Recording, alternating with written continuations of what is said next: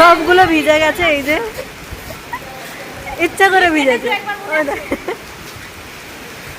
ওই মহারানী ঘর চলে আসছে, পালিয়েছে, টাটা।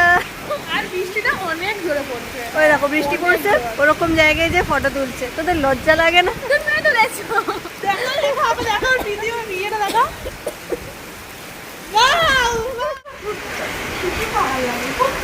গাইস কি অবস্থা গাইস, জুতো হাতে। একটা স্যার খেয়েছে তার জন্য জুতোটাকে হাত পেয়ে আমাদের। গাইস আমরা এখন ধম মেরেছিলাম, আমরা 1 ঘন্টা পর দেখিয়েছি, আমরা রোড গেছিলাম, রোড থেকে নামলাম।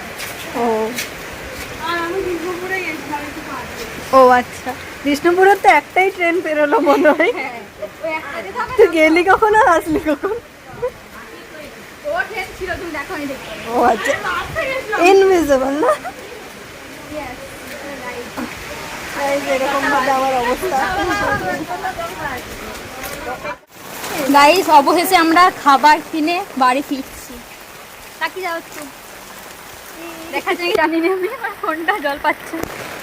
ও পুরো তো ঝোপ রে ওখানটা, কোনখানটা। এই যে আমাদের এসে আমরা এখন ফিট হয়ে গেছি, এবারে আমরা খাবো। আজকে ব্লগ এখানেই শেষ করছি। Bye bye.